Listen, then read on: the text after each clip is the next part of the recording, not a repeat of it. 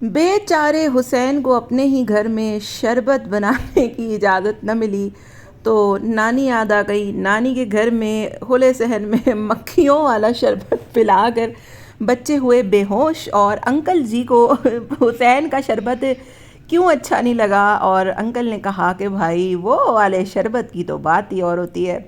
तो क्यों असल में अंकल जी को वो शरबत अच्छा ना लगा, और मुहर्रम के नाम पर इन्होंने जो तमाशे किए।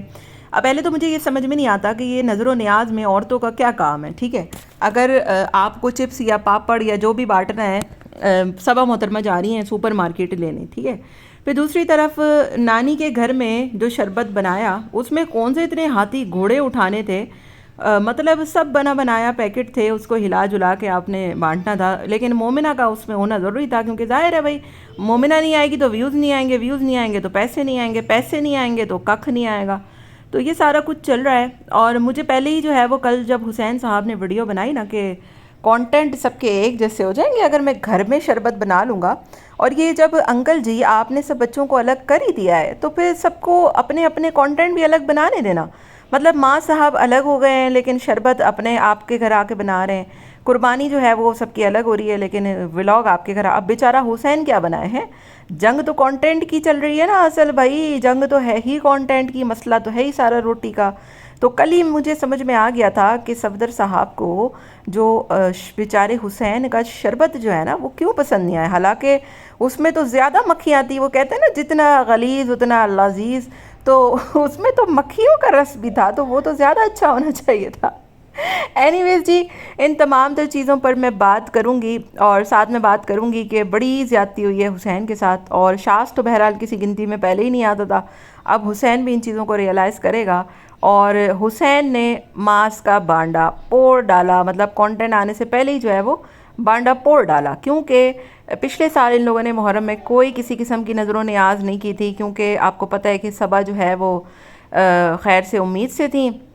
तो इस वजह से आपको पता है कि सबा, ज़ाहिर है सबा का होना बहुत ज़रूरी होता है ना वीडियो में। जब तक वो नहीं बैठेगी सफदर अंकल के बराबर में और शरबत नहीं बनाएगी तो फिर तो व्यूज़ और वीडियो बन ही नहीं सकती। तो इन टॉपिक पर बात करूं कि आपने वीडियो को पूरा एंड तक सुनना है। हेलो जी, अस्सलाम वालेकुम। आई होप कि आप सब बिल्कुल ठीक ठाक होंगे। अल्हम्दुलिल्लाह से मैं भी बिल्कुल ठीक ठाक हूँ। वीडियो स्टार्ट करने से पहले तमाम लोगों से रिक्वेस्ट है, चैनल को सब्सक्राइब करें, वीडियो को लाइक करें। पहले एक बहुत ही सीरियस टॉपिक पर बात कर लूँगी कि करबला का वाक़या हक़ और सच का मार्का था। ठीक है, गलत के आगे डट जाने का मार्का था, लेकिन अफसोस कि इसको सिर्फ शरबत नियाज़ और बिरयानी की देग में हम लोगों ने ढूंढना शुरू कर दिया है। अभी 2 रोज़ कबल सरगोदा में एक बच्ची के साथ बहुत ही अफसोसनाक वाक़या पेश आया, लेकिन किसी इन्फ्लुएंसर के ज़ुबान पर जो है वो उस बच्ची का कोई ज़िक्र नहीं आया, क्योंकि आपको पता है कि इस किस्म की वीडियोस यूट्यूब मोनेटाइज नहीं करता।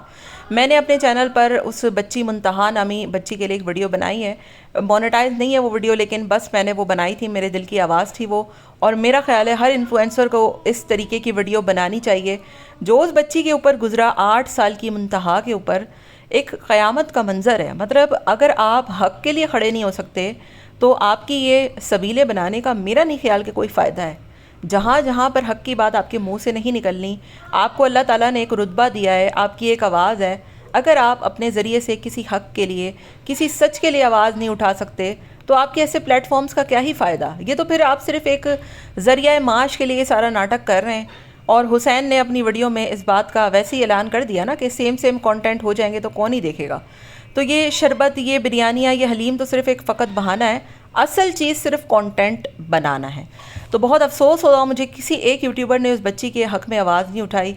इतना बड़ा, इतना अफसोसनाक वाक़या था। सारी ही सेलिब्रिटीज़ मैं देख रही थी कि पोस्ट लगा रहे थे, कोई भी, मतलब बड़े से बड़ा, छोटे से छोटा, एटलीस्ट उनके अंदर इतनी तो इंसानियत है कि उन्होंने अपने अपने इंस्टाग्राम पर स्टोरी पोस्ट की। लेकिन इन इन्फ्लुएंसर्स में तो लगता है कि वो इंसानियत भी मर चुकी है।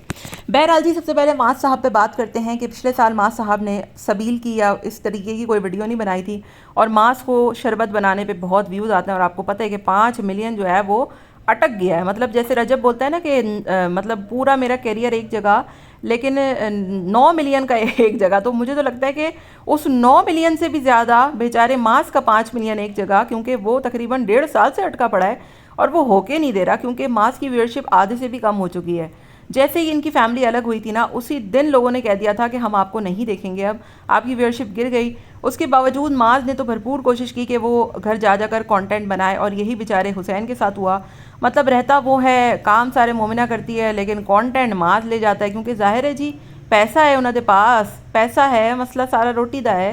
تو یہی وجہ ہوئی کہ اتنا سارا تام تمڑا اٹھا کے اس کو بیچارے کو ادھر جانا پڑا نانی کے گھر پہ، ورنہ تو نانی کو کوئی پوچھتا نہیں تھا۔ اچھا حیرت مجھے اس بات کی ہوئی کہ چلو نانی کے گھر تو آپ گئے آپ اپنے سسر کے یہاں جا کے بھی بنا سکتے تھے، ویسے کانٹینٹ ادھر بھی زیادہ ہٹ ہو جاتا۔ تو بیچاری نانی تو غریب ہیں، اب ظاہر ہے آپ کو ان کے گھر میں لائٹ بھی نہیں ہوتی، تو باہر آپ کو صحن میں مکھیوں والا شربت بنانا پڑا، اور آدھا پیکٹ بادام کا بچہ تھا وہ بھی آپ نے انڈیل دیا، آپ نانی کو دے دیتے، وہ بیچاری کھا لیتی، کوئی 200-400 روپے اگر آپ کے ضائع ہو جاتے تو کچھ مسئلہ تھوڑی ہو جاتا، اور وہ آدھے سے زیادہ شربت تو آپ خود انڈیل گئے، رشتہ داروں میں بانٹ دیا، بچوں نے تو کیا ککھ ہی نہیں پیا، مطلب 2-4 گلاس پلا گئے، اتنے بڑے بڑے پیکٹ خود کے ہی آپ نے انڈیلے، اور صرف ایک ڈرامہ تھا یہ شربت کا۔ تو مجھے اتنی ہنسی آ رہی تھی اس کی وہ شربت والی ویڈیو دیکھ کر، مطلب ایک شربت بنانے کے لیے 4 بندہ بیٹھا ہوا ہے، اور اصل میں تو شربت نہیں، اصل میں تو ویڈیو بنانی تھی۔ اور مجھے ہنسی، اس سے زیادہ ہنسی مجھے اس بات پہ آئی کہ چلو اس بیچارے نے اتنی محنت سے زندگی کا پہلا جوس بنایا، جوس نہیں شربت، تو شربت جو ہے وہ اس نے اتنی محنت سے بنایا، اور صفدر انکل نے پیتے ہی جو اس کی ہے، مطلب میں کیا ہی بولوں اب، ہمارا والا جو ہوتا ہے نا جس میں ماس کے ہاتھ ڈلتے ہیں، کیونکہ جتنا گڑ ڈالو اتنا میٹھا بنتا ہے نا، تو اس کی تو بات ہی اور ہوتی ہے، تو وہ بھی آج بن جائے گا۔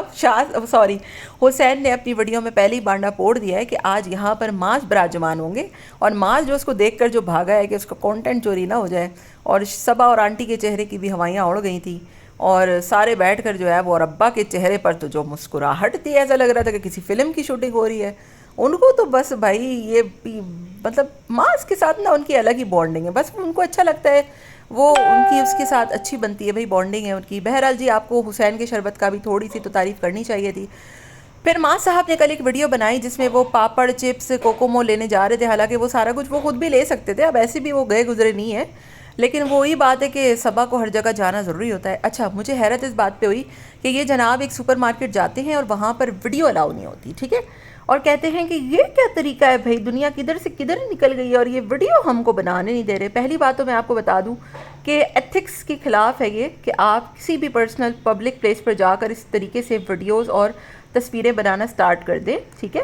آپ کی ویڈیوز میں، آپ کی تصویروں میں کتنے ایسے لوگ ہیں جو بیچاروں کو پتہ بھی نہیں ہوتا ہوگا، اور آپ ان کی ویڈیو بنا کے لگا دیتے ہوں گے، تو اگر وہ سپر مارکیٹ الاؤ نہیں کر رہی تو آپ کا غصہ ہونا بنتا نہیں تھا۔ آپ کو پتہ ہے باہر کی ملکوں میں، یورپین کنٹریز میں جو دوسرے لوگ ہوتے ہیں ان کی پرائیویسی پرووک کرنے کا کتنا بڑا گناہ ہے کہ آپ وہاں جا کر دوسرے لوگوں کی ویڈیوز بنا کر کیپچر کر کے لگا نہیں سکتے، ٹھیک ہے، ایک کرائم ہے یہ ایک۔